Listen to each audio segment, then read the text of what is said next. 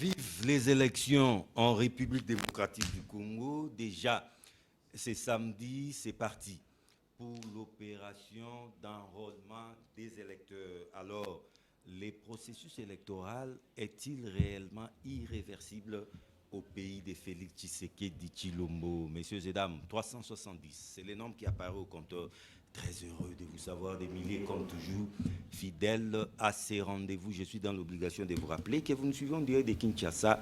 Kinshasa, c'est cette belle capitale de la République démocratique du Congo. Sur ces plateaux, très bien entouré, comme toujours, je suis honoré de la présence de Franck Alolo, maître Franck Alolo. Il est le coordonnateur du CERGILI. CERGILI veut dire Cercle ou Centre de réflexion juridique de la lutte contre l'impunité. Maître Franck Alolo, bienvenue. Merci John. Je profite de ce plateau et de ce micro aussi de dire bonsoir à mes co-débatteurs, mes vœux aussi de nouvel an aux Congolaises et Congolais. Je le partage également aussi avec mes frères et sœurs de l'Est. Merci beaucoup, merci d'être là à vos côtés. Il est bien présenté. Il s'appelle Mathieu Takizala. C'est un entrepreneur congolais et directeur général des SAG. SAG veut dire Spécial Auto Garage. Monsieur Mathieu Takizala, bienvenue dans Débat 24. Merci John.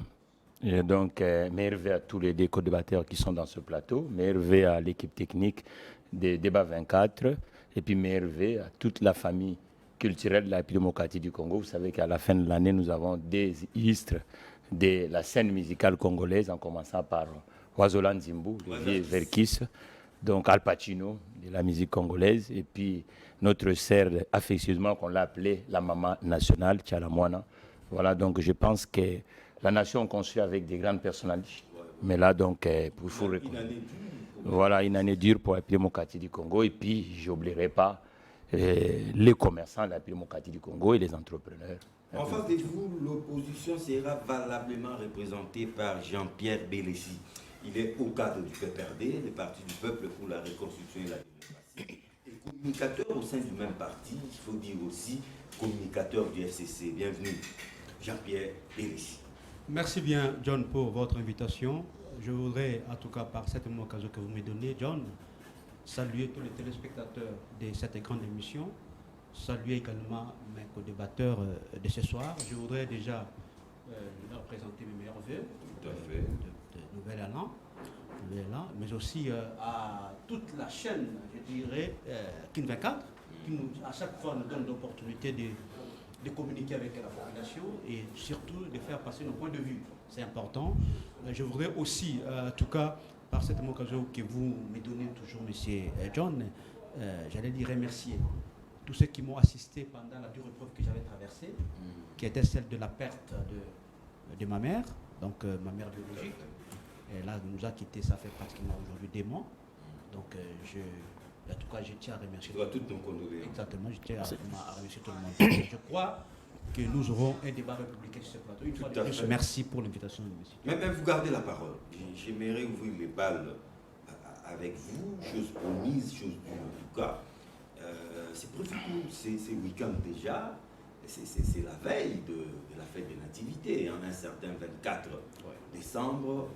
Le processus devient-il irréversible parce que c'est déjà l'opération d'enrôlement des électeurs pour un mois. Premier est, puis il y a Kinshasa et la partie ouest de la République démocratique du Congo. Mais c'est cette question. Estimez-vous qu'il y a-t-il encore des doutes pour que ces élections ne se tiennent pas? John, je vous dis une fois de plus merci pour la parole que vous m'accordez. Je crois qu'avant de commencer, John, je voudrais à ce que vous puissiez visualiser avec moi ceci. Que parmi tous les systèmes politiques que nous avons appris à l'université, le système démocratique reste le moins mauvais. La pire d'ailleurs. Les pires. Voilà. C'est le pire des systèmes. Voilà. C'est-à-dire, je dis mais le moins mauvais. C'est-à-dire, ce système permet justement au peuple de se choisir librement ses dirigeants et que ces derniers ont ce qu'on appelle le droit de redevabilité. C'est-à-dire, lorsque l'on gère, l'on doit rendre compte de sa gestion. C'est important. Et pour cela, nous devons dire merci à Joseph Kabila. Ah bon? Bien sûr. Qu'a-t-il fait? Qui nous a réellement placés dans une orbite démocratique. Parce qu'aujourd'hui, nous sommes en train de discuter sur le 4e cycle électoral. C'est grâce à Joseph Kabila. Après, justement, ceux de 2006, 2011, 2018, aujourd'hui, nous allons parler du procès électoral de 2023. C'est justement grâce à Joseph Kabila qui, comme je vous ai dit, nous a placés dans une orbite démocratique aujourd'hui. Mais John, vous savez que la démocratie, c'est un idéal. Et qu'à chaque fois que nous avançons, à chaque fois nous devons, j'allais dire, éliminer le nombre de problèmes liés aux processus électoraux. Mais le constat malheureux que je suis en train de faire, M. John, c'est que j'ai l'impression comme si M. Félix Tshisekedi est en train d'occasionner l'érosion de la démocratie. Mais comment ça? Mais attendez, c'est déjà demain. Allez-vous vous faire enrôler? J'en viens. Demain, vous allez vous faire enrôler? J'en viens, monsieur John. C'est-à-dire, M. Félix Tshisekedi est en train, évitablement, d'occasionner l'érosion de la démocratie dans notre pays. Pourquoi? Je vais vous démontrer. Ok. Vous savez, John, que notre démocratie, elle est encore jeune. Nous devons travailler pour la rendre mature. Mais j'ai l'impression comme si que nous sommes en train d'éviter les vraies questions de fond. Les vraies questions de fond qui sont notamment relatives, j'allais dire, à la légalité de la CENI. C'est très important. Parce que je sais que certains, ici sur ce plateau, diront que c'est un vieux débat. Et pourtant, mais que voulez-vous dire? La CENI n'est pas légalement installée. Exactement. Ah bon? Je peux vous démontrer A plus B que cette CENI de M. Kadima, jusqu'à la preuve du contraire, reste illégale. Je peux vous le démontrer. Mais aussi, je disais tantôt que les vraies questions de fond demeurent jusqu'à présent pendantes. Je vous ai dit ici les questions relatives notamment à la légalité de la CENI. Ça, c'est un premier élément. Mais aussi la question relative à la composition de la Cour constitutionnelle. Parce que, John, vous savez que ce sont là des grandes institutions qui nous permettent, l'une à proclamer des résultats provisoires et l'autre à proclamer des résultats définitifs. C'est important ce que je dis. La CENI et la Cour constitutionnelle. Mais si déjà aujourd'hui, M. Félix Tshisekedi contrôle et la Cour constitutionnelle, parce que je vous ai dit ici que je vais vous démontrer que la Cour constitutionnelle aujourd'hui, elle est sous les bottes de M. Félix Tshisekedi. Mais ce débat n'est pas révolu. Ce n'est pas révolu. Voilà, c'est pourquoi je vous ai dit, certains diront que c'est un débat dépassé. Demain, c'est déjà permettez-moi. Mais vous revenez avec ce débat. Mais John, je vous ai dit que ces questions que je suis en train de vous évoquer ici, elles risquent de nous rattraper dangereusement. Dangereusement en 2023. Nous risquons encore de parler de la légitimité des dirigeants. Nous risquons de parler des crises post-électorales. Parce que nous savons là où ces crises peuvent nous amener. Et nous voulons justement qu'à chaque fois nous avançons, nous puissions éviter les erreurs du passé. Parce que, John, pour la crédibilité du processus électoral, pour la transparence du processus électoral, nous devons avoir une CENI qui soit consensuelle. C'est très important. D'ailleurs, c'est ça là, la philosophie même de la mise en place de la CENI. Donc, bref, le PPRD ne va pas s'enrôler. Jusqu'à présent, je vous promets que le PPRD va bientôt se prononcer. Quant à sa participation ou pas, j'en viens. Mais la machine ne va pas vous attendre. Je vous ai dit, mais mon cher ami, nous voulons aussi des élections qui soient inclusives. Mais c'est important. Ce n'est pas de l'auto-exclusion, ça. Pas du tout. Nous voulons plutôt, par contre, j'allais dire, des élections qui seront l'expression de la population congolaise. Parce qu'à la loupe où vont les choses, n'est-ce pas? M. Félix Tshisekedi a déjà le contrôle de ces deux grandes institutions. Chose que vous ne pouvez pas accepter. Exactement, parce que nous savons tous, c'est un secret de Polichinelle, que M. Félix Tshisekedi a lamentablement échoué. Et c'est pourquoi il est en train de se battre à tout prix pour avoir le contrôle de ces deux grandes institutions. Jean-Paul, mais si on vous dit que les chiens aboient, la caravane passe. Non, mais vous pensez vraiment que vous aurez des élections inclusives dans ce pays sans le PPRD, mais vous êtes auto-exclu. Non, pas du tout. Pas du tout.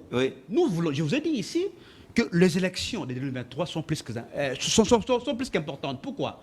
Parce que le pays, le Congo, va tout droit vers le mur, John. Et nous voulons que ce processus, comme je dis, soit un processus transparent, qui va refléter... Consensuel. Exactement. Qui va exprimer la volonté de la population. C'est pourquoi je vous ai dit ici que M. Félix Tshisekedi sait pertinemment bien que, avec son bilan chaotique, il ne saura pas briguer un deuxième mandat. Le peuple congolais ne va plus lui renouveler un deuxième mandat. C'est pourquoi il est dans la logique du contrôle de cette dégradation. N'oubliez pas non plus, John, la loi électorale. Je vous ai dit ici que les contextes... La loi électorale aussi pose problème. Exactement. C'est une loi électorale qui a été taillée sur mesure. Ah bon? Oui. Et aussi, vous savez très bien qu'il n'y a même pas eu un débat au sein de cette Assemblée nationale. Relatif justement, relatif à cette loi. Donc c'est une loi qui a été faite, n'est-ce pas, pour permettre à ce que l'Union sacrée s'arroge la majorité en 2023.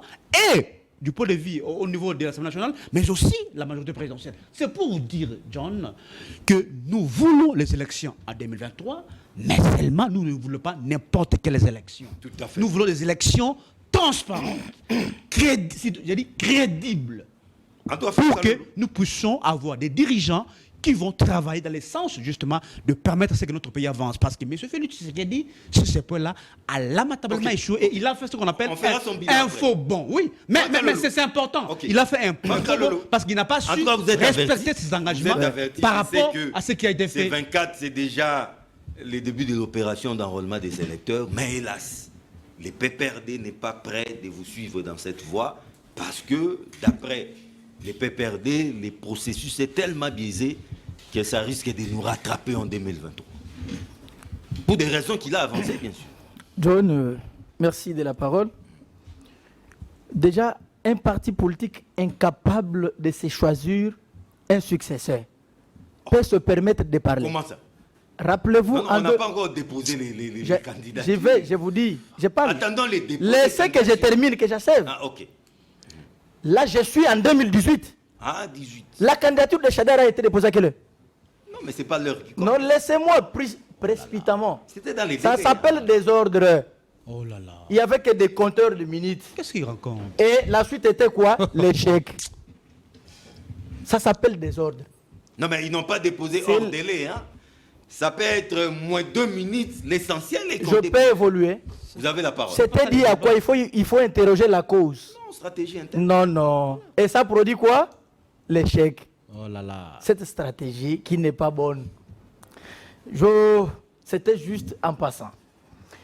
L'ami du PPRD, qui est mal placé ce soir d'ailleurs, de parler de la République, de parler d'administrer des leçons de bonne moralité de la démocratie au Congolais, mais quand même étant Congolais courageux, il s'est permis de le dire. Il vous dit ici, grâce à l'autre... Vous devez contrôler votre vocabulaire, ok? Je ne suis pas quelqu'un qui présente ici des questions aussi importantes. S'il vous plaît, voilà. Bélési, vous pouvez noter, hein, vous aurez le temps de réagir. Vous êtes mon frère. Je ne peux pas faire sortir des paroles qui peuvent porter atteinte à votre honneur. Mais je m'adresse, vous êtes ici en tant que représentant du PPRD. C'est à ce titre que j'ai réagi. Mais un peu d'élégance aussi dans nos propos, hein? À lui, non. Je parle du PPRD. Ok, c'est bon. Il engage le PPRD. Lui-même, je ne peux même pas me permettre. C'est un ami, je lui dois la déférence. Mais c'est un combat, ici, d'idées. Alors. Mais quand même, ici, tous les coups non plus ne sont pas permis, hein? Juste une précision. Apparemment, vous ne me sécurisez pas. Vous avez la parole. Vous avez peur de quoi? Vous avez la parole. Laissez-moi parler. Tout à fait. Quand lui parlait, j'étais calme. Oui. J'ai noté. Et souffrais aussi. Moi, je souffrais intérieurement. Souffrais aussi que je dépose. Il dit, le père de la démocratie, c'est Kabila, parce qu'il a eu à installer une démocratie au Congo. C'est grâce à lui que les élections ont eu lieu au Congo. Nous disons merci. C'est bien dit. Mais à chaque fois qu'il y a élection, ça doit apporter quand même le changement. Il fallait qu'il s'interroge. Quel est le changement qu'a apporté tous les cycles électoraux organisés par Kabila et durant leur mandat? Ça a apporté quoi aux Congolais? L'alternance.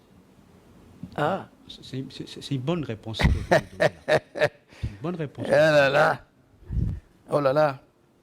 Je ne sais pas si vous êtes sous tutelle du PPRD. Non, je m'adresse C'est un échange. Non, je suis en train... Non, j'allais vous répondre comme ça. Vous êtes un maître de débat. Tout à fait. Modérez, laissez-nous. Ne soyez pas sous tutelle. Alors, les Congolais ont compris la question et ils savent ce que Kabila a légué aux Congolais. Il n'y a pas de changement durant votre règne. Je m'en vais rapidement sur l'aspect CENI. Il a parlé de la CENI de Kadima. Une CENI illégale. Mais Kadima n'a pas une CENI. La CENI, ici, c'est une institution. Oui, ce n'est pas pour Kadima. Mais incarné par Non. Voilà, Il y a différents... S'il vous plaît. Nous sommes scientifiques. Ouais. Nous sommes scientifiques. Ne nous comportons pas comme des mortels. Il y a des Congolais plus intelligents, plus scientifiques que nous qui nous suivent. Kadima n'a pas une CENI. La CENI, c'est une institution. Mais il confond les bureaux de la CENI et la CENI.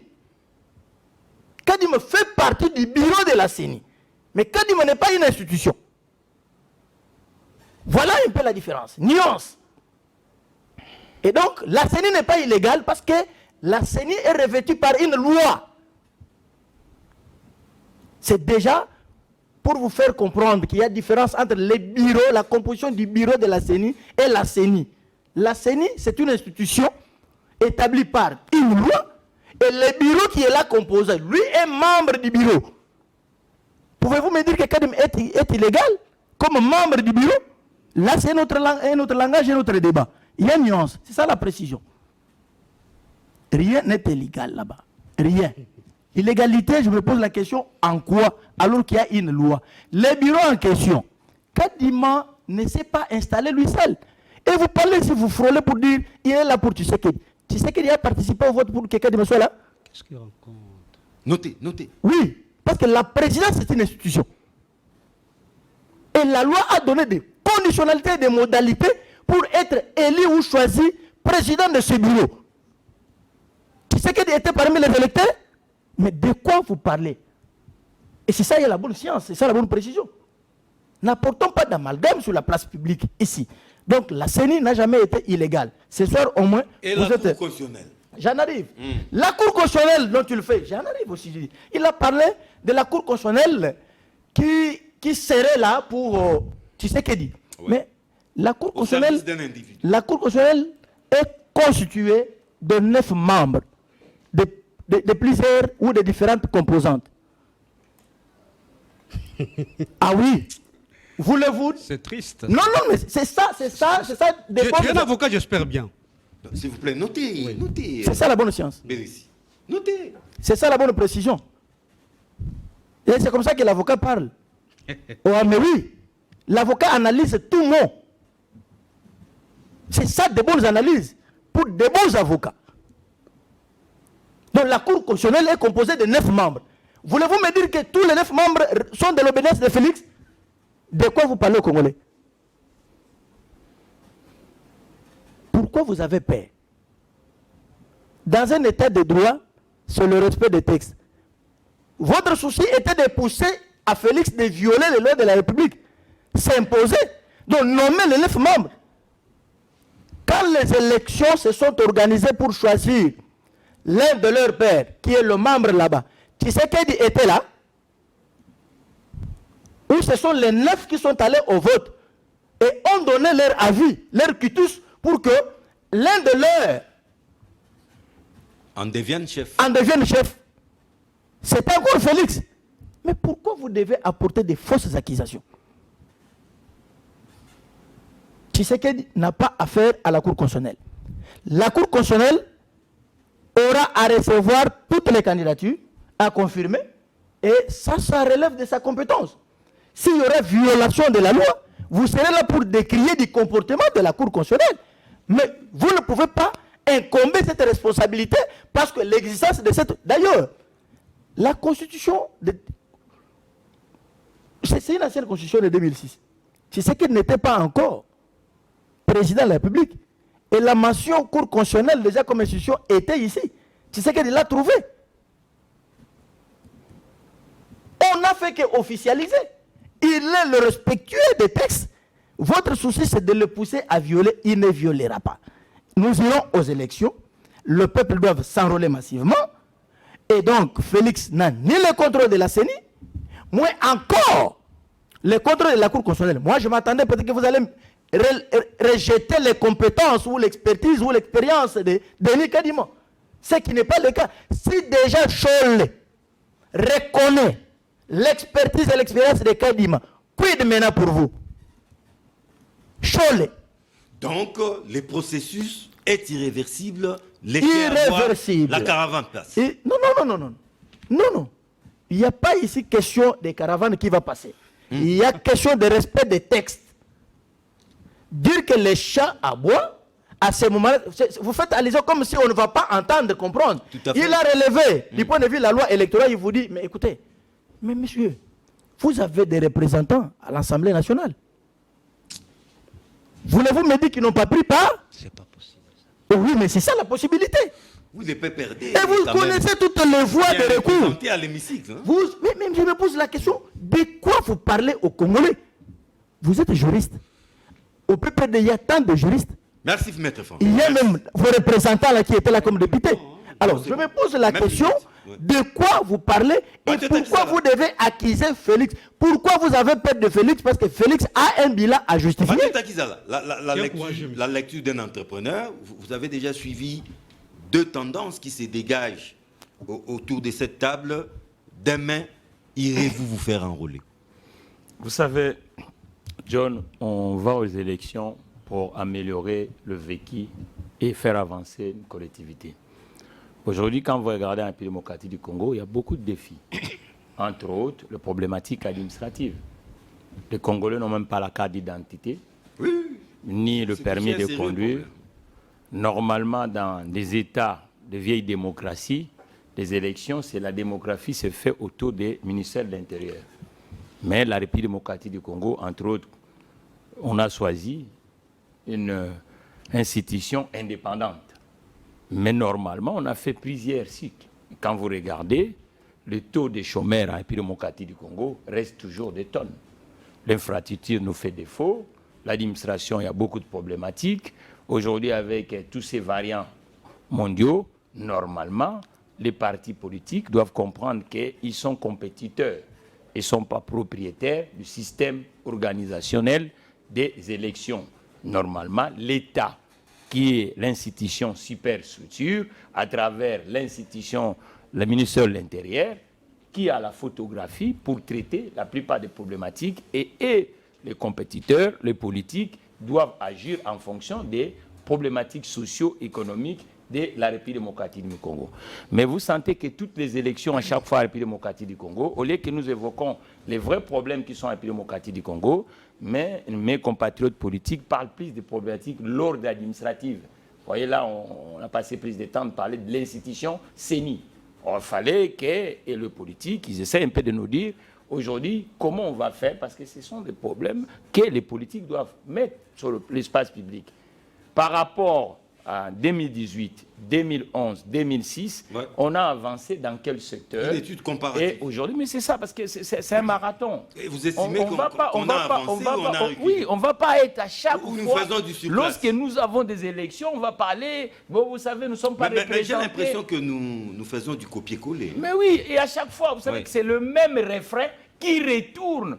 Or, ils sont compétiteurs. On ne peut pas être compétiteur si on n'améliore pas le système DG. Nous devons améliorer le système DG. Ça veut dire qu'aujourd'hui, 3/4 des Congolais n'ont pas de logement, 3/4 des Congolais ne travaillent pas. L'exode reste toujours aujourd'hui le système qui alimente le Congo. L'infrastructure, n'en parlons pas. Ce sont ça. Et ils pouvaient commencer à nous dire, ceux qui sont au pouvoir en disant, oh, voilà, nous on a fait ça. Si on va en 2023, regarde ce que nous on va mettre comme accent. Quelles sont des solutions qu'on va apporter par rapport aux thématiques sociétales. Au lieu de rester à chaque fois, les élections, on le voit uniquement par l'ordre institutionnel. Dire, voilà, la Constitution prévoit ça. Et beaucoup de politiques oublient que l'élection aujourd'hui, l'absence de deuxième tour a causé tort. On a passé presque 10 mois dans ce pays pour avoir un gouvernement. Vous comprenez? Il fallait réformer. Mais tout ce processus, on Voilà. promet les élections jusqu'à la base. Non, mais même jusqu'à la conseillers base, communaux. Oui. cher John, vous êtes un grand journaliste de ce pays. Vous ignorez qu'en 2018, on a accouplé l'élection législative et l'élection présidentielle. Et on a fait des casses. Et on a vu que le président Tshisekedi s'est fait élire, mais il n'a pas eu la majorité. Et pour composer même un gouvernement, vous avez vu ça, qu'est-ce qui s'est passé ici. Donc je crois qu'aujourd'hui, il faut des gens que le politique cherche des voies et moyens à toucher cette constitution, à réformer même la loi électorale. Parce que ce n'est pas normal qu'on va aller encore en 2023 avec un seul tour. Et les alliances vont se faire comment? C'est ça le vrai problème. Le contrat du gouvernement, pour que les gens, normalement ça s'est fait entre le deux tours. Avant d'aller au deuxième tour, ceux qui vont aller pour une même cause, ils signent le contrat, le pacte. Or qu'ici, il n'y avait pas de pacte. Qu'est-ce qui s'est passé? Il fallait à tout prix, le président Tshisekedi cherche des voies et moyens, avoir une majorité pour diriger la République démocratique du Congo. Je crois que les politiques doivent comprendre les erreurs du passé. Nous devons évoluer. Le problématique administrative ou logistique de l'élection, ça c'est l'administration. Ce n'est pas l'affaire des politiques. Nous on le fait l'affaire des politiques à la République démocratique du Congo. C'est-à-dire que les politiques, au lieu de nous montrer, ils sont capables de faire quoi? Mais ils nous parlent de la problématique de la CENI. La CENI, c'est quoi? C'est la logistique et l'administratif. Logiquement, c'est ça. Ce n'est pas aux politiques de nous dire ça. Le politique doit nous dire aujourd'hui qu'est-ce qu'il nous propose par rapport aux vrais problèmes qui sont aujourd'hui en République démocratique du Congo face à ceux qu'on appelle le groupe des FCC et ceux qui sont aujourd'hui au pouvoir. Quelle est leur différence? Quelle alternance qu'ils vont amener? M. Belès qui est en face par rapport à la gouvernance de M. Tshisekedi. Et si ils étaient à la place de M. Tshisekedi, qu'est-ce qu'ils vont par rapport au sujet sectoriel? L'employabilité des Congolais, le système scolaire des Congolais, l'infrastructure au Congo, le système bancaire congolais, l'énergie, ainsi de suite. C'est là où on attend le politique. Ce n'est pas dans le problématique logistique. Merci. Ça, c'est l'administration. Alors, je reviens à Jean-Pierre Belessi. Vous allez certes réagir, mais j'ai fait évoluer les débats. C'est tombé cette semaine, cette affaire des procédures de notification, cet embargo qui ne disait pas son nom sur la République démocratique du Congo a été levé par le Conseil de sécurité des Nations Unies. Est-ce là une preuve patente de cette diplomatie agissante, tant parlée par le président de la République, Félix Tshisekedi Tshilombo? John, une fois de plus, je vous dis merci pour la parole que vous m'accordez. Avant de répondre concrètement à votre question, je voudrais un tout petit peu rencontrer mon ami... Tout à fait, je vous l'autorise. L'homme de Sergili. D'ailleurs, je n'ai jamais compris, John, cette rengaine négationniste qui consiste évidemment à minimiser tous les efforts, j'allais dire tous les résultats enregistrés par la RDC sous la dispensation politique de Joseph Kabila. On n'a jamais tout minimisé. Permettez-moi, lorsque vous parliez, je te calme. De 2001 jusqu'à 2018.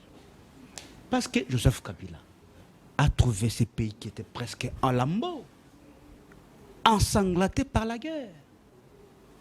Mais il a obtenu non seulement la réunification du pays, sa pacification, mais aussi sa démocratisation. C'est important. D'ailleurs, vous l'avez répondu là-dessus. Parce qu'il a voulu ignorer les résultats de tous ces processus électoraux. Vous l'avez rappelé. L'alternance politique et démocratique que nous avons eue dans ces pays. C'est un bel exemple. Et vous devez dire merci à Kabila. Parce que n'eût été cette démocratie aussi vivante dans notre pays, M. Félix Tshisekedi ne serait pas au pouvoir, monsieur. Et le Congo a donné une belle leçon en Afrique. Nous sommes aujourd'hui dans une sphère fermée de pays qui sont réellement démocratiques, mon cher ami. Et soyez reconnaissants à ceux. C'est important. Je l'ai entendu. Il ne m'a pas rencontré là-dessus lorsque j'ai parlé de l'illégalité de la CENI. Parce que je peux vous démontrer une fois de plus que tous ceux qui ont été nommés au sein de cette CENI l'ont été en violation de la loi. Là, c'est les vous voulez permettez-moi. Si vous voulez que je vous dise le mot, je peux le démontrer. Mais faute de temps, je ne saurais pas entrer dans les détails. Il y a un haut cadre du PPRD qui trône dans ces bureaux. Mais monsieur, oui. Là, c'est le bureau, ce n'est pas la CENI. Monsieur John, oui. Là, vous parlez de qui? Non, mais monsieur Manara. Manara. Oui. Mais je vous dis que Manara est à la CENI pour son compte personnel. Ah bon? Je vous dis, parce que conformément, moi je suis un juriste, monsieur, moi je lis la loi. conformément à la loi relative d'ailleurs sur cette CENI, si vous lisez l'article 12, je vous donne la disposition. Notez, parce que vous n'en avez pas peut-être. Sur l'article 12, monsieur John. Moi qui t'ai donné la différence entre la CENI et les bureaux. Calmez-vous là. S'il vous plaît. Notez. Je vous donne la matière, mon cher ami. L'article 12 qui vous dit, mon cher ami, que c'est triste. toutes les composantes doivent normalement envoyer le PV, n'est-ce pas, à la CENI. Des PV qui sanctionnent les choix justement de toutes ces différentes composantes. Est-ce qu'on peut nous montrer, lui particulièrement, un PV sanctionnant les choix de Didi Manara comme membre du PPRD? Est-ce qu'il a donc ce PV-là? Il n'en a pas. D'ailleurs, là, on a violé la loi. C'est pourquoi je vous dis... C'est du forcing. C'est du forcing, c'est du débauchage, mon cher ami. Et nous n'allons pas cautionner ça, nous PPRD comme un parti aussi responsable. Je peux vous démontrer, même par lui-même, le président de la CENI, M. Kadima, déjà, pour son information, s'il ne le sait pas peut-être que, M. Kadima est là par la volonté politique de M. Félix Tshisekedi. Ah bon? Bien sûr. Par quelle magie? Parce que, permettez-moi, monsieur. Allez-y. Donc vous voulez dire que Malou aussi était là par la volonté des gens. Kabila. Mais la procédure en c'est ça droit... que vous voulez dire? Permettez-moi. La procédure en droit, elle est sacrée. Toi, tu es un juriste, John. Lorsque l'on viole la procédure, tout le reste tombe. Tout est biaisé. Tout est biaisé. Est-ce que M. Kadima a été nommé, soit choisi, en suivant la procédure? Vous voulez que nous rentrons dans Non, mais les on ne va pas réunir sur Mais ce c'est pourquoi je débat, vous dis, oui. mais Kadima est là par la volonté politique de M. Félix Tshisekedi. C'est prouvé. Et je vous ai dit ici aussi que le quota qui a été réservé aux membres, aux composantes opposition, est-ce que la MOUC avait envoyé son délégué?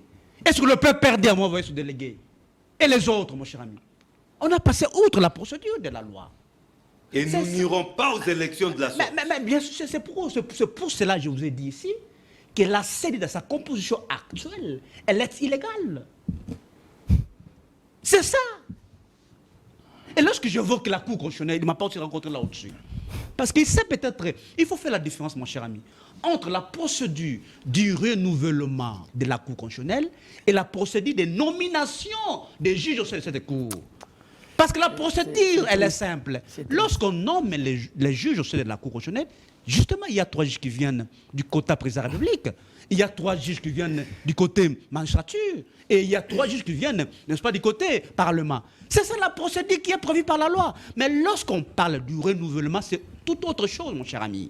Lorsqu'on a renouvelé la Cour, normalement, on devrait renouveler dans chaque composante un juge. Ce qui n'a pas été fait le cas. Donc, ce qui n'était pas le cas. C'est prévu où? Il dit c'est prévu, il ne sait pas. C'est-à-dire, non, mais allez-y. Il y a les textes, c'est un juriste qui parle. Mais écoutez, mon cher ami, si tu dis ça, je même suis... pas le fonctionnement de la Cour constitutionnelle. C'est pas possible. Je parle du renouvellement de la Cour constitutionnelle, monsieur. Lorsqu'on renouvelle la Cour, on renouvelle à 1/3. C'est-à-dire ils sont 9. Après chaque 3 ans. Et après chaque 3 ans, on renouvelle 3 juges. Ouais. Ce qui n'a pas été, on n'a pas respecté également cette procédure, Oh là là. monsieur. Je suis désolé si c'est un avocat qui ne sait pas cette procédure. Oh là là. S'il vous plaît, Je suis désolé si c'est un avocat qui ne sait pas cette procédure. Juste après lui, vous aurez C'est la grave, mon cher ami. Oui. C'est pour vous dire, là aussi, il y a violation des textes. C'est pourquoi nous disons qu'il faudra qu'évidemment que nous puissions tabler sur des vraies questions de fond. Je vous ai dit ici. Donc vous plaidez pour un dialogue? Non, papa. Non, n'ayons pas peur des mots. Écoutez, hein. Oui. les dialogues, peut-être vous donner une connotation péjorative. Pas du tout. Péjorative à De ces quoi dialogues. vous reprochez? Mais je dis, Oui. une connotation péjorative. Parce que, monsieur John, dans une république, les dialogues doivent être permanents. Permanent. Exactement. Surtout lorsqu'il s'agit des questions aussi importantes que celles des élections. Permanent et épidermique comme au Congo. Mais mon cher ami, je vous ai dit ici, les contextes de la mise en place de la CENI, c'était justement dans le seul but de créer la confiance entre les acteurs politiques. Mais lorsque M. Félix Tshisekedi impose le jeu par la force au sein de cette CENI, mon cher ami, vous pensez vraiment que non, nous aurons des élections qui soient inclusives? Pas du tout. Nous n'allons pas cautionner ces bêtises, mon cher ami John. Donc, c'est pour vous dire, mon cher ami ne m'a pas rencontré, c'est des questions de droit. Oh là là. Il est allé en dehors de ce que moi je disais, mon Oh là cher là. ami. Aussi, John, vous l'avez évoqué ici, la question relative à la levée de l'embargo. De l'embargo voilé. Mon cher ami, vous Une savez, victoire pour le peuple congolais. je m'en manque. Oh, comment ça? Parce que, vous savez, Oui. monsieur John, c'est bien bon qu'on puisse lever cet embargo. Oui. Mais qu'il ne faut pas que ça soit de façade. Comment ça, des façades? Bien sûr. Oui. Parce que, John... Mais qu'est-ce qui justifie ces scepticismes? Non, moi je vois le fait. Déjà, John, nous avons beaucoup plus l'habitude de nous attaquer aux conséquences. Nous devons savoir les vraies causes de ce qui s'est passé à l'est du pays. Et d'ailleurs, sur ces points-là, parlons le 1-23 qui surgit aujourd'hui. Est-ce qu'on peut poser la question qui est celle de savoir qui est parti rêver le 1-23? Très bien. Qui sont partis rêver le 1-23? Parce que le 1-23 était défait par les armes en 2013. Vous le savez, John. Par Qui Joseph sont Kabila. par Joseph Kabila, par les armes. Nous avons dit que pour la solution efficace, en ce qui concerne l'insécurité à l'est de notre pays, il n'y a qu'une seule voie. C'est les forces armées de la République démocratique du Congo. Parce qu'aujourd'hui, on veut nous faire croire que c'est la victoire de M. Félix Tshisekedi. La diplomatie agit. La diplomatie agit. Non, monsieur, ce sont, j'allais dire, les efforts du peuple congolais. C'est grâce au peuple congolais qui a plusieurs fois manifesté. Vous avez suivi toutes les manifestations qu'il y a eu à travers la République. C'est justement à cause de cette pression-là qu'aujourd'hui, il y a la levée de cet embargo-là. Parce que M. Félix Tshisekedi n'a rien fait. Déjà, John, vous savez que la diplomatie est une science. C'est une science. Pourquoi est-ce qu'aujourd'hui, nous disons que le Rwanda nous agresse? Les États-Unis l'ont dit. La France également. Pourquoi est-ce qu'il n'y a pas une résolution condamnant l'agression de notre pays par le Rwanda? Pourquoi? Parce que, M. John, lorsqu'il y a une résolution... Mais des voix s'élèvent. J'en viens, c'est pourquoi je dis, c'est cela des résolutions. En faveur c'est cela du des Congo. condamnations des façades. Des façades. Même la levée de Mais cet c'est embargo, des façades. des façades. John, pourquoi est-ce que jusqu'à présent, nous n'avons pas une résolution condamnant l'agression de notre pays par le Rwanda? Parce que lorsqu'il y a une résolution, John, cela implique notamment des sanctions, des conséquences contre les pays agresseurs. Oui. Mais le Rwanda aujourd'hui, est-ce qu'il y a des sanctions contre le Rwanda? Pas du tout. Donc c'est pour vous dire, on nous a mis... Mais il y a quand même de plus en plus des condamnations, des voix qui s'élèvent pour condamner les Rwandais. Mais justement, c'est pour dire, c'est pour la raison de la cause. C'est un processus. Non, pas du tout.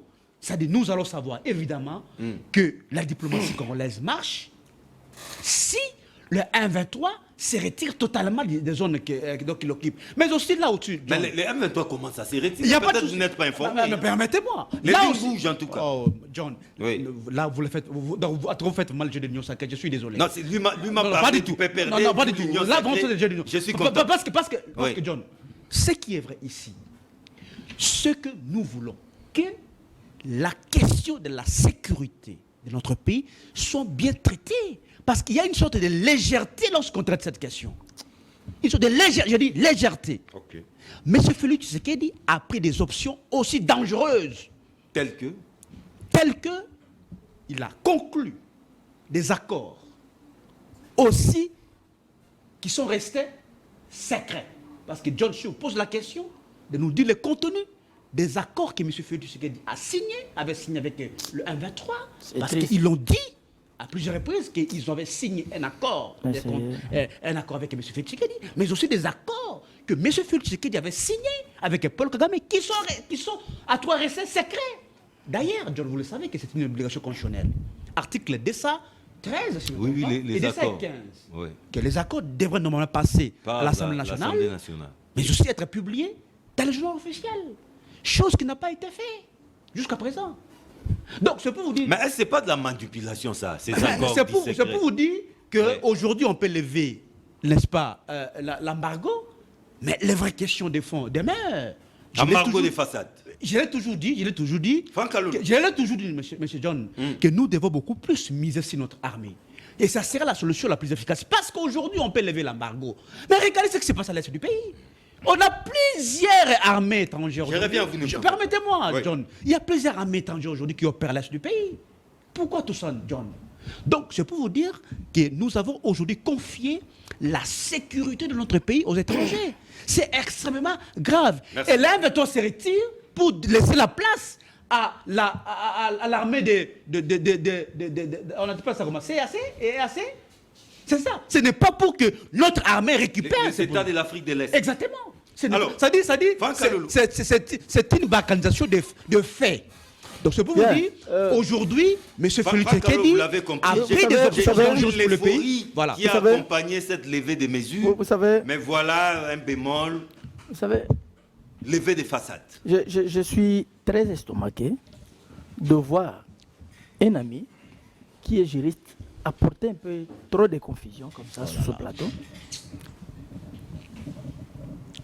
Et en même temps, je suis aussi content parce que quand je lui ai parlé de la composition de la Cour constitutionnelle, lui-même vient d'énumérer comment la Cour constitutionnelle est constituée. Et il ne m'a pas dit là où Félix a donné injonction pour que ces bureaux soient composés de 9 membres. Je parlais du Oui. renouvellement, monsieur. Je parle du renouvellement Je de peux la parler? Cour constitutionnelle. Tiens, Oui, Je vais un parler? tiers. Est-ce qu'on a respecté cette procédure? s'il vous plaît, notez, notez. Je vais juste l'aider. Oh là là. Lui, juriste, il oublie qu'il y a des voies de recours. Quelle a été la voie que vous aviez suivie ou appliquez-vous? Parce qu'il y avait violation. C'est pas possible, ça. Oui, mais dans un pays responsable, dans un État responsable, lorsqu'il y a violation des textes, on ne peut pas venir décrire ici sur le plateau. Il y a le voie de recours. Laquelle des voies que vous aviez saisie, utilisée pour obtenir un gain de cause? Ou c'est pas- votre voix de recours, ce sont les chaînes de Ce sont les chaînes de télévision? C'est malheureux, ça. ou les réseaux sociaux. Non, mais c'est malheureux pour vous. C'est malheureux. C'est malheureux pour C'est vous. trop malheureux Parce pour qu'il y a une loi Si qui c'est la est voix qui violée. parle comme ça, c'est très malheureux. Est-ce que S'il vous vous pouvez plaît. me sécuriser? Notez ça, notez ça. Quand la loi est violée, il y a les voies de recours. On ne vient pas ici chercher la solution sur le plateau, mais on saisit cette voie, on suit la voie. C'est comme ça que les choses doivent se faire. Ce n'est pas ici sur le plateau de Faire télévision. autrement, Ce n'est pas ici. Le lieu n'est pas propice. Vous pouvez crier. Quand il y a violation d'une loi, il y a le voie de recours. Je me répète, je le dis. Quelle est la loi que vous aviez utilisée autrefois pour ne pas obtenir un gain de cause?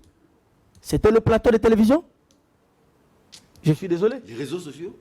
John, Je suis désolé. je suis vraiment déçu. Non, non, Mais notez, tu dois être déçu. notez. Tu dois être déçu. C'est la voix qui parle. Mais je te dis, l'avocat, c'est un respectueux des textes.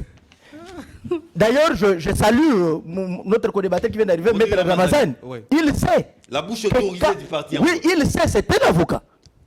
Que lorsqu'il y a une violation d'une quelconque procédure, il y a une voie que l'on doit suivre, la voie des recours. C'est comme ça que les choses doivent se faire. Ce n'est pas sur le plateau ici. Et vous ne m'avez jamais rencontré, vous n'avez même pas refusé que Manara n'était pas une représentation du PPD. Il a été viré, paraît-il. Par qui? Non, il a été radié, s'il vous plaît. Ouais, viré au terme. Radié du peuple. Oh là là. Radié, il y a une différence. C'est triste. Je ne peux même pas parler Embargo de- levé, il faut Je vais à pas. l'essentiel. Faut pas trop jubiler, hein. C'est des façades, tout ça. D'abord, la levée de cette mesure de la notification sur l'achat Ouais. des armes. Notification préalable. Cette victoire, elle est congolaise. Cette victoire, elle est congolaise. Ce n'est pas une victoire d'un individu. Si on parle du chef de l'État, parce que Diplomatie c'est agressive. lui qui a mené le lobbying. C'est lui qui a mené le lobbying. C'est lui qui a engagé. C'est lui qui a révolté même les Congolais. En refusant le brassage, en refusant de signer des accords. Quand il ne met pas des accords secrets, il s'agit de quel accord?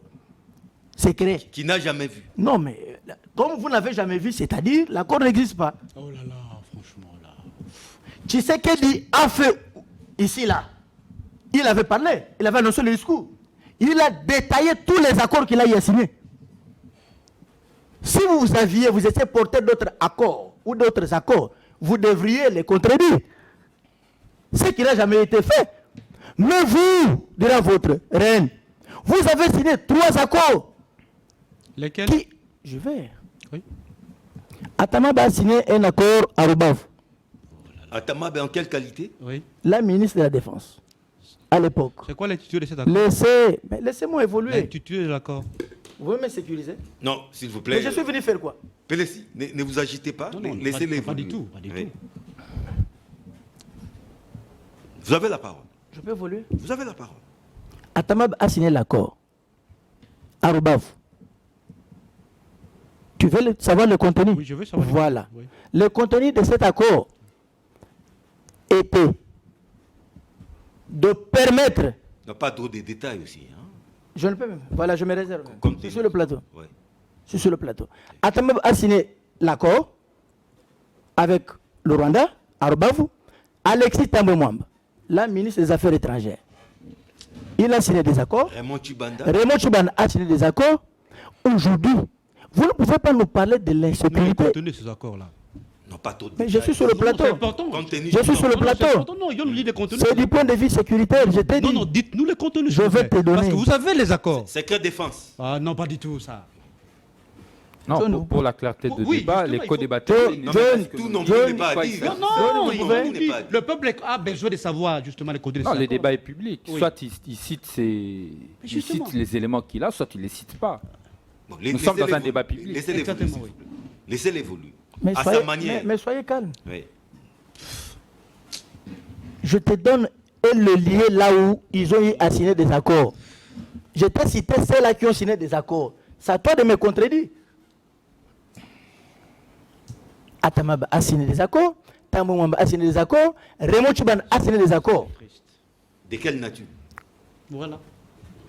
Les accords signés par Atamab, c'était les accords facilitant l'entrée des militaires rwandais pour superviser les 9 frontières de la RDC. Oui. Les accords ou l'accord signé par Tambwe Mwamba, C'est trop mal. c'était pour faciliter, permettre aux services de sécurité rwandais de pouvoir entrer librement et sillonner sur nos 9 frontières. Et les accords signés par Raymond Tchibanda, ce sont les accords de M23. Les conséquences, brassage, mixage, même dans l'administration. C'est ça les contenus. Tu veux les accords? Je vais te les donner après. C'est ça les contenus. Alors évoluons. Vous faites alors. du théâtre. Hein? Je parle de la République, ici je ne m'amuse pas. Je ne peux pas quitter chez moi pour venir blaguer On ne ici. peut pas faire du théâtre. Ici on ne fait pas du théâtre. Ici on parle de République. Non, c'est arrêté à traiter. Il fait du théâtre. Mais non, je t'ai dit, tu as voulu savoir les contenus. C'est à toi de me rencontrer, de me donner la vie contraire. Il fait du théâtre. Je t'ai détaillé les contenus de vos accords signés. Alors la levée de cette procédure de notification, c'est une victoire pour le peuple congolais, incontestablement. N'en déplaise à Pelessi. J'en arrive. Oui. Pelessi a parlé de la, de la question sécuritaire qui doit être bien traitée et non traitée d'une manière légère Comme c'est le ou cas. avec légèreté. Comme c'est le cas maintenant. Mais D'après les lui. 3 accords-là ont été signés de quelle manière? De manière sérieuse, de manière à sécuriser les Congolais, quand vous permettez aux étrangers d'accéder, de vous sécuriser, de veiller sur vous, de vous contrôler. Et c'était bien signé selon vous. C'est de bonne manière. Il a parlé des M23 qui ont surgi. Oui. Neutralisé par Joseph Kabila militairement en 2013. Les M23 réclament quoi? Ils réclament le respect de leurs accords signés. C'est pas possible. Mais je te l'ai dit. Je te dis. Si réellement Félix Tshisekedi avait signé des accords avec les M23, ils allaient le montrer. Ils allaient le dire tout. Ils n'ont jamais prouvé qu'il y a eu accord signé entre Félix Tshisekedi et les M23. C'est le refus de l'application de vos accords. C'est la conséquence de votre gestion qui a poussé au M23 de surgir. La présence de M23, pour l'instant, c'est vous. Parce que Félix a refusé. Pour terminer, je suis sur la levée de mesures sur la notification. Des façades. Écoutez, Qu'est-ce qui doit être façade? Il faut être ennemi de la République pour agir de la sorte. Ça ne va pas me surprendre. Parce qu'il y a des Congolais qui collaborent, qui sont des mèches avec l'homme 23. Je ne dis pas qu'il fait partie, mais nous voyons quelque chose qui va de l'intérêt de la population. Mon frère, vous avez déjà été à Goma. Vous avez été déjà dans le Nord Kivu. Je suis resté longtemps dans le Nord Kivu. Ce que nos compatriotes là vivent, subissent. Peut-être qu'il ne l'a jamais vécu. Aujourd'hui. Hein, Bélis? J'ai déjà été à Vous êtes tout le temps. Non, mais écoutez, Je suis tout le temps à l'est du pays. vous savez, l'Est du pays, parce que l'Est est vaste. L'Est du pays est vaste. Kisangani aussi, province orientale, c'est l'Est. Merci Franck, merci. Si vous étiez à l'Est, voir les réalisations, c'est que la diplomatie a produit aujourd'hui. Les M23 Merci, qui libèrent bonnement. J'introduis en vol Ce qui n'a pas été de votre cas. En vol, Alors qu'on a refusé. les porte-parole Mais je suis du parti désolé. en vol, il était question ici d'abord du processus électoral. Demain déjà, c'est l'opération d'enrôlement, acte 1 de ces processus. Alors nous nous demandons, est-ce que ces processus est-il réellement devenu irréversible et qu'en vol sera certainement de la partie? Et vous ramassez directement la deuxième question, la levée de cette mesure, de cette procédure de notification. Est-ce une preuve patente de la diplomatie agissante de Félix Tshisekedi? Merci. D'entrée de jeu, je tiens à m'excuser auprès de mes co-débatteurs, mais aussi auprès de Congolais qui ont l'habitude de suivre votre émission. J'ai été retenu par la route, aujourd'hui pratiquement incontrôlé. Les services de l'ordre dépassés, la situation elle est compliquée. Il y a des bouchons dans la rue, terribles. de bouchons terribles, ça m'a pris du temps. Pourtant j'ai fait mon effort pour arriver, mais cependant ce n'est pas une raison d'arriver en retard à ces grands rendez-vous. Je tiens à m'excuser d'entrée de jeu. Parlons processus électoral. Oui. Pour nous, l'envol, on a pris acte de la publication du calendrier électoral et du reste, c'était par un point de presse animé par moi. Les partis envolent conformément à la décision de notre bureau politique tenue en octobre 2022. Nous avons pris acte de la publication du calendrier électoral. Cependant, nous avons soulevé des écueils qui rendaient ces calendriers électoraux inintelligibles, incompréhensibles et boursouflés, et au-delà de ça, constipés dans des délais qui démontrent à suffisance l'irréalisme de ce calendrier électoral. Mais tout compte fait, nous, en tant que force politique, nous sommes déterminés à aller aux élections. Et vous allez vous enrôler. Effectivement, nous, d'ailleurs, contrairement au d'ailleurs ici, Je vous ai dit que nous allons donner notre position par rapport à cela. Oui. D'ailleurs, ici, je tiens à lancer un message à tous nos structures de base qui sont disséminées à travers la République, d'inviter la population à s'enrôler. Et moi, particulièrement, j'invite la population de la FUNA de s'enrôler massivement parce que c'est l'opportunité qui nous est donnée de sanctionner ces pouvoirs des incompétents, des inconséquents et des personnes qui n'ont qu'une vision de la République. Donc pour nous, on a pris acte, mais cependant, il y a quand même des inquiétudes, au-delà des écueils qu'on a soulevés, notamment sur les délais. Vous savez qu'il n'y a pas que nous qui contestons le calendrier électoral, même la rapporteure de la CENI a publié une note. Un mois pour la ville de Kinshasa. A publié une note pour contester. Donc ça veut dire la CENI elle-même se conteste. Ce n'est pas que nous. Je crois que nous sommes sur la bonne voie. Et de deux, parce que nous parlons processus électoral, vous savez, pour avoir de bonnes élections, il faut qu'il y ait quiétude dans la République. Je viens d'une mission de 10 jours, d'une mission politique de 10 jours à Kananga où j'ai accompagné le président national de mon parti, où nous avons subi de l'intolérance politique du gouverneur provincial du Kasaï central, parce que nous étions allés essentiellement lancer deux programmes. Il s'agit du programme Maïmoyo Abantu, de l'eau potable pour tous, parce que la population du Kasaï central souffre d'un problème sérieux de l'eau. Le pouvoir public avait lancé au Kasaï central plusieurs forages d'eau dans le cadre du programme 100 jours qui ne fonctionnent pas. Ces forages d'eau ne fonctionnent pas. Nous avons apporté cette solution à travers ce programme et nous avons aussi lancé le programme de distribution de bancs dans les écoles publiques où les enfants étudient à même les SOT. Que malheureusement, le gouverneur, au lieu de saluer cet effort d'un digne fils du pays, il a trouvé mieux de mettre en place une milice de cadres de l'IDPS pour s'attaquer aux personnes physiques, mais aussi aux personnes suivant leur appartenance politique. Et du reste, cela a été affirmé. Ce que je dis, c'est public. Hein, à la radio Louloabourg le 11 décembre dernier, à la radio Louloabourg, où le ministre de l'Intérieur du Kasaï central, les ministres des infrastructures ainsi que les ministres de la Justice du Kasaï central, qui d'y reste interrogés aussi ici par Top Congo, ont dit clairement que tant qu'ils seront membres du gouvernement, tant qu'ils seront pouvoir au Kasaï central, aucune personne ne peut apporter une opinion contraire au président de la République. Étiez-vous en insécurité? Oh là là. Bien sûr que oui. Imaginez, est-ce que vous écoutez ces déclarations? Je parle de déclarations publiques, je ne blague pas. Je cite ici des fonctions des personnes qui détiennent du pouvoir au niveau de province. J'ai dit ministre de l'Intérieur, ministre de la Justice provinciale, mais aussi ministre des Infrastructures. Ils ont clairement dit tout celui qui viendra au Kasaï central avec une opinion contraire au président de la République et ne peuvent pas le tolérer. Et des deux, aucune action ne peut être menée au Kasaï central dans le sens de pouvoir défier l'autorité du président de la République. Et je le dis ici, c'est public, parce que même sur Top Congo, le ministre de la Justice du Kasaï central, interrogé par Osé Manzanza, a repris la même phrase. Je crois que je suis en train de parler des choses... De nos jours, les paroles ne s'envolent plus. Hein. Aujourd'hui, je parle de choses publiques. C'est à condamner. C'est une façon pour l'UDPS d'instaurer une pensée unique dans la zone du Kasaï. Et Dieu merci que cette population du Kasaï central s'est émancipée. Et j'ai vu des gens, encore que l'honorable Sessanga qui ne s'est pas encore prononcé candidat président de la République, j'ai vu des gens lui demander de se prononcer candidat président de la République. J'ai vu la population lui accueillir dans la commune d'Nganza, en liesse, dans la commune d'Ndesha, en liesse au regard des actions qu'il porte parce que le gouvernement est incapable de réaliser ses propres promesses. Donc, la route de Kalambambouji, la route de Kalambambouji. C'est ma province. Non, non, vous avez réagi. Oui, oui.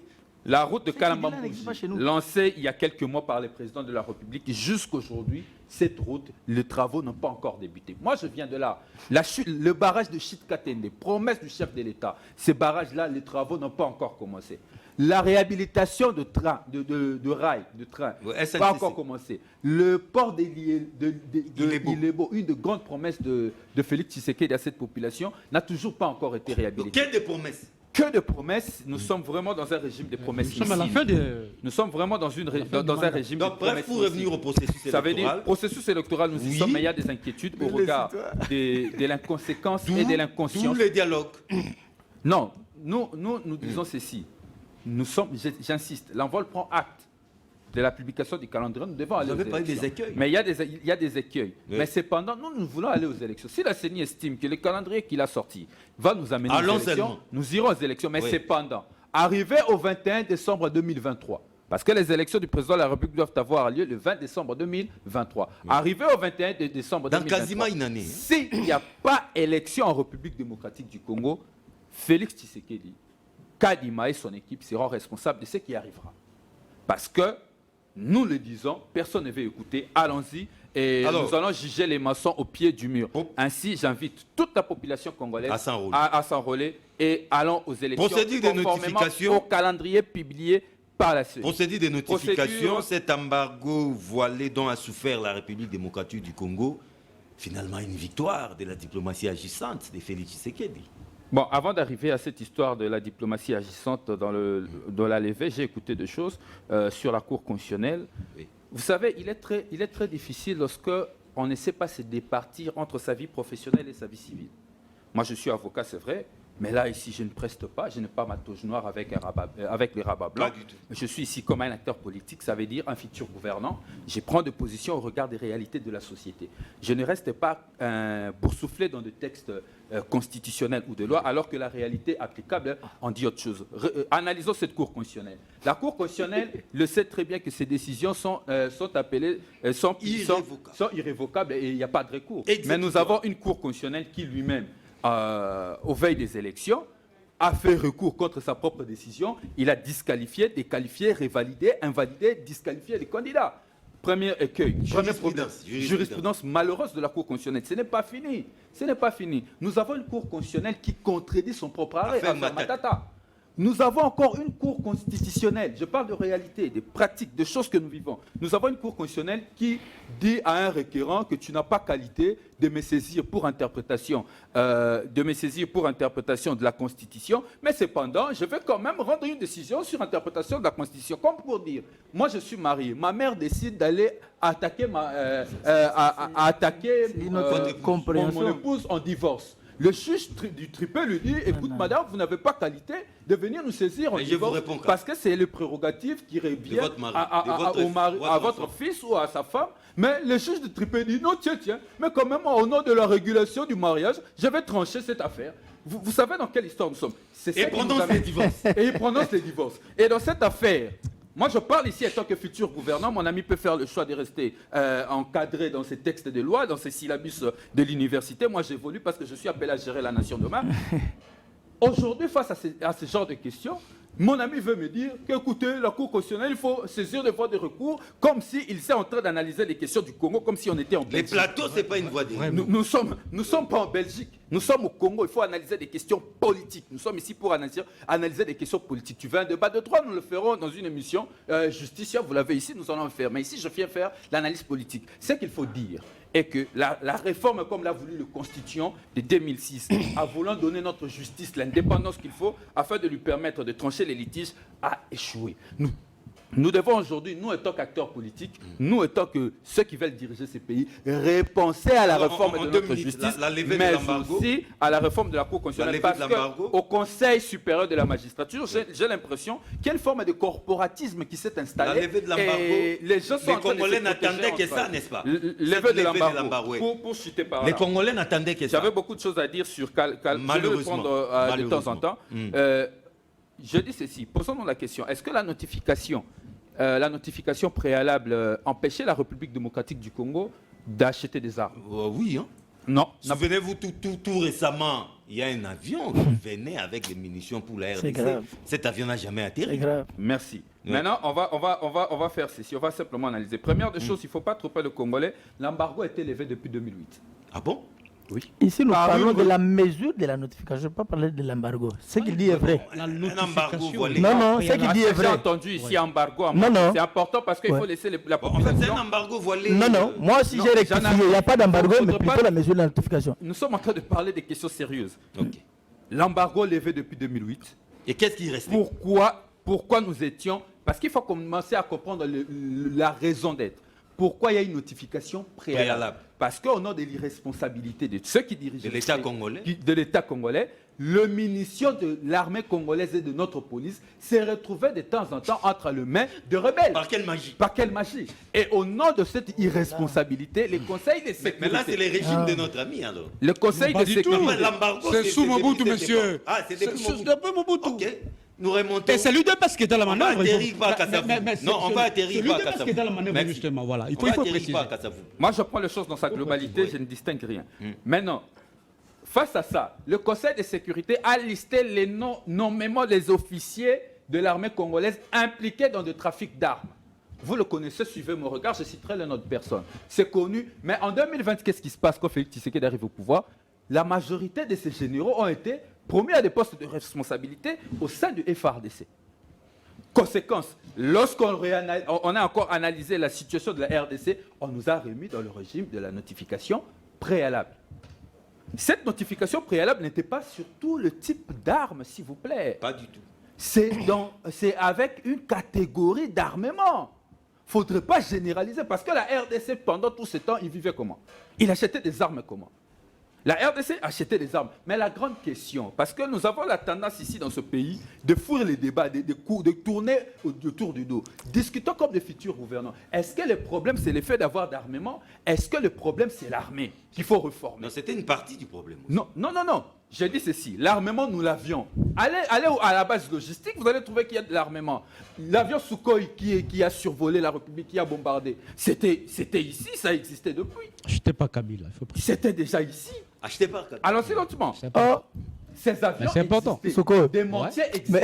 Mais la grande question n'est pas là. Le problème qui s'est posé dans le théâtre, c'était un problème de coordination. Mais le fait que cette notification acheté par Kabila.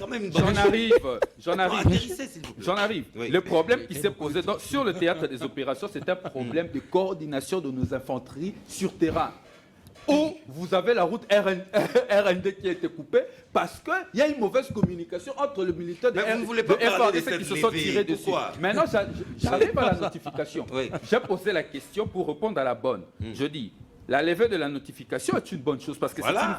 c'est une victoire de toute une population. Même nous, l'envol, nous avions fustigé le fait que de nous mettre sous notification alors qu'on est en train de financer. Et du premier diplomate congolais aussi. Alors qu'on est en train de mais bien financer, sûr. l'armée rwandaise. Nous, l'envol, on avait condamné, mais la vraie question, c'est la réforme de l'armée. Tout à fait. L'armée, Vous il faut la êtes en train de réformer. Mathieu Takisa. Le problème de l'armée congolaise est fonctionnel.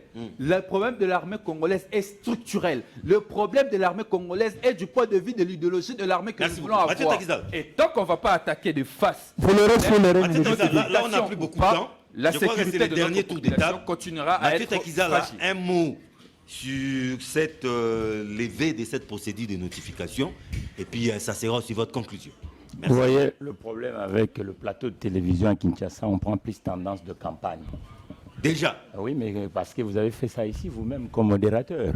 campagne. Ça veut dire quand on analyse les problématiques sociétales, cher Titengue, vous êtes juriste, l'égalité doit être.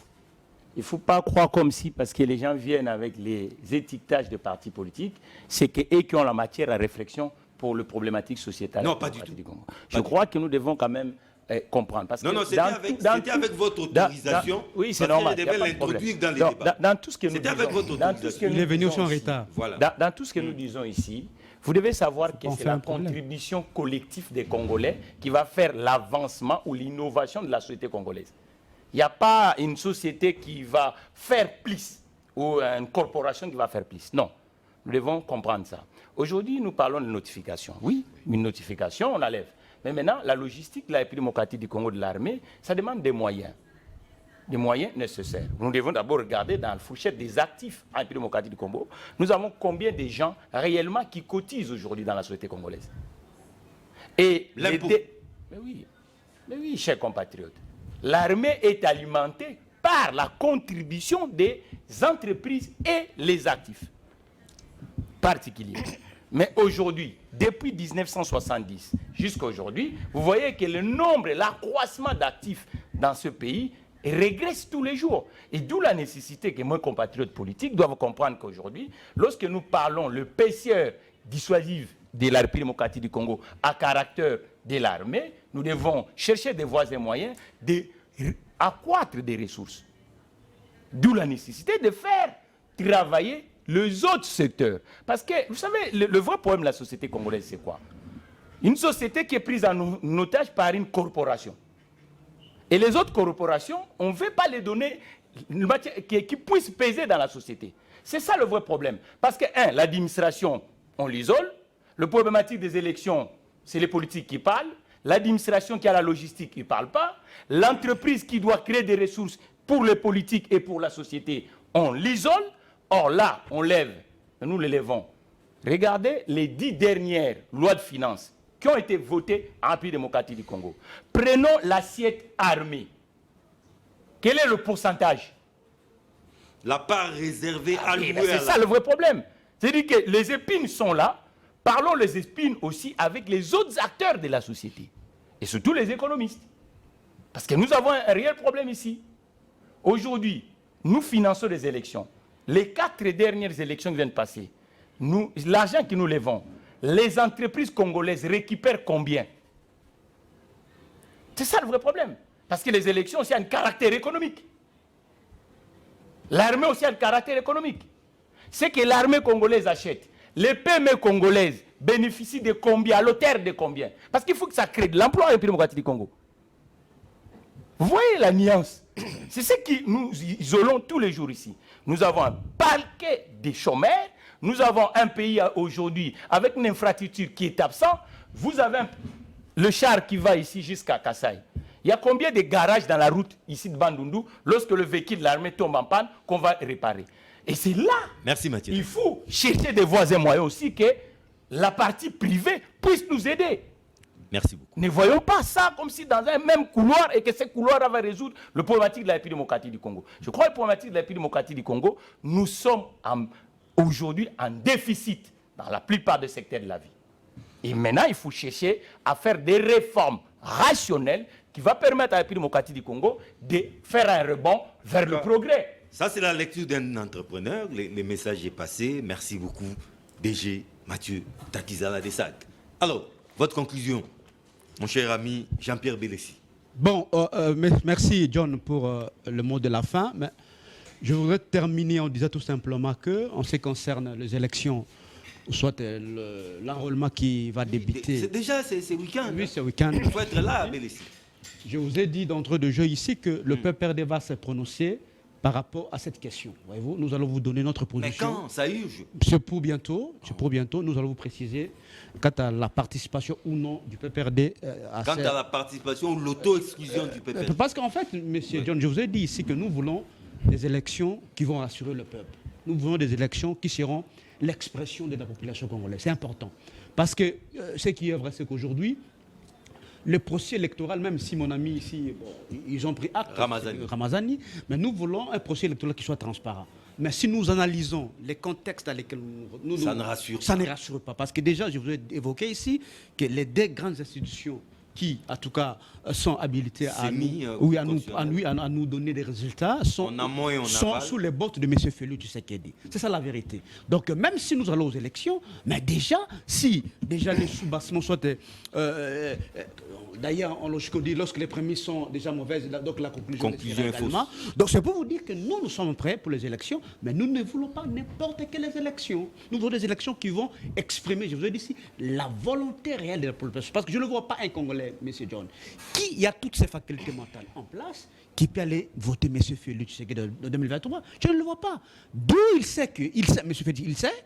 Alors, il est en train de manigasser pour, en tout cas, permettre à ce que tous ceux qui travaillent et à la CENI et à la Cour constitutionnelle puissent l'aider à avoir un deuxième mandat. Donc, nous n'allons pas permettre cela. Et le peuple congolais doit demeurer vigilant pour que nous puissions avoir des élections qui seront des élections sur les routes. Transparentes, pour nous permettre d'avoir des dirigeants qui seront véritablement légitimes. Parce que cette question de la légitimité risque une fois de plus de nous rattraper aux élections de 2020. Exactement. Et nous savons que, n'est-ce pas, nous savons tous les crises post-électorales là où elles nous amènent. Nous voulons que les élections de 2023 je ne saurais pas parler. Justement des élections qui vont rassurer le peuple.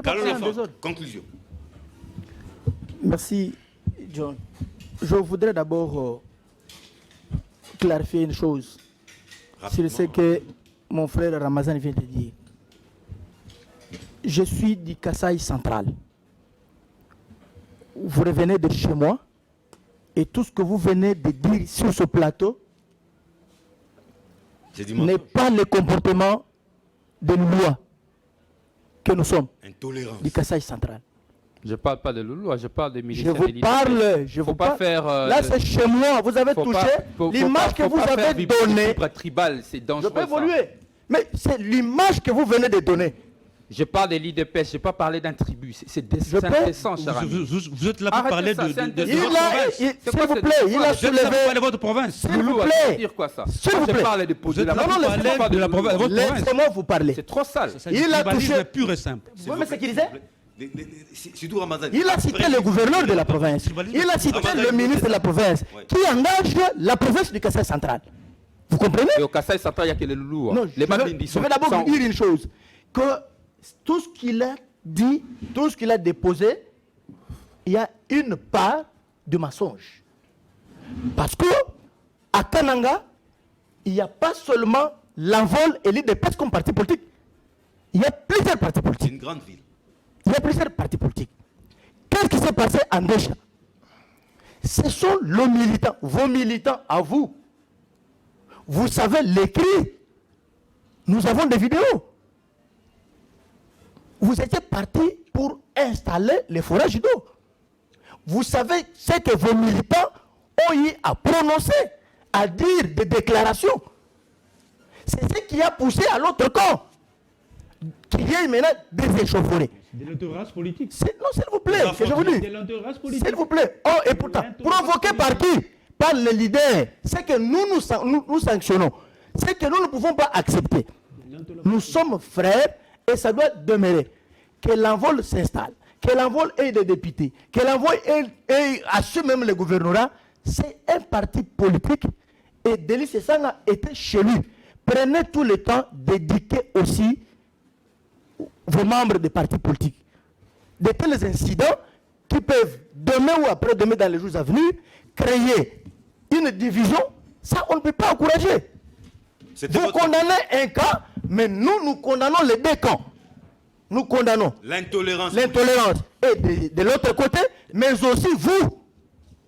Merci. Les deux camps, nous vous condamnons. On a besoin de l'unité, on a besoin de l'amour, de cette cohésion. Merci Franck. Les deux forages d'eau ou trois ne peuvent pas créer des disputes, des divisions au sein du peuple canadien. Ça, nous. Et donc, n'accusons pas un seul cas ici. Je vous pointe, vous deux, et l'autre camp, et vous. L'autre camp, c'est quoi? L'UDPS? Lui a cité, il a dit l'UDPS. Ça fait normal. Milice de l'UDPS? Non. Est-ce qu'un parti politique peut avoir des milices? Oh. Bon, les militants peuvent se comporter de Kingabois. Je sais qu'un parti politique doit avoir des membres. Kingabois. Le parti politique n'a pas de... peuvent se comporter en milice. Non, mais écoutez. Ça arrive aussi. Je me pose la question. Si on doit accuser que cela était une milice, et donc, la vol aussi est constituée de milices. De part et d'autre. Condamnons les comportements. Ce qui s'est passé sur le terrain n'honore pas. Mais la vision qu'a mon frère Delis Sanga de placer les forages d'eau. Les princes de Luisa.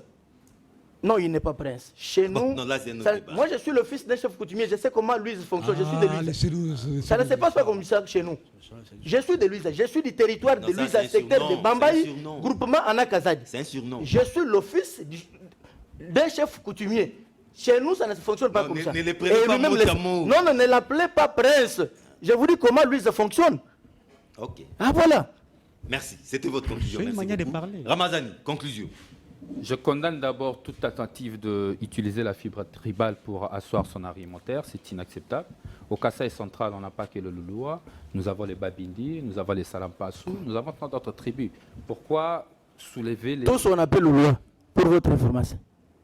Tous, les Salas, les Kété, on les appelle Lulua. S'il vous plaît, c'est ça qu'on Ok, je passe. Je crois que le message est passé. Je vous dis qu'on appelle tous Lulua. Qui sont irresponsables, qui mènent à beaucoup de divisions, à des conflits ethniques. Évitez. Que jusqu'aujourd'hui, le Congo n'arrive toujours pas à contenir. On n'a pas besoin. Deux, on n'en a vraiment pas besoin. Deux, je parlais des choses publiques. J'ai cité des dates et des lieux. Je parlais d'une déclaration de membres du gouvernement provincial. Je crois qu'à un moment donné, lorsqu'on veut faire des débats politiques, on doit avoir suffisamment de doses de responsabilité, de distinguer. J'ai dit le 11 décembre, à la radio Loulouabourg, 3 ministres provinciaux ont fait une déclaration et ils l'ont réitéré sur Top Congo. Mon ami veut me contredire sur base de ses supputations. Il me dit, lui, il est de Kasaï central. Moi, je lui dis que je viens de là. Mais il veut faire débat. Mais vous donnez une mauvaise version. J'ai aussi l'information.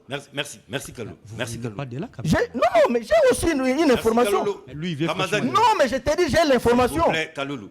Il n'a plus que 30 secondes. J'ai l'information. Ramazani, allons-y. Venir de là n'est pas synonyme de dire la vérité.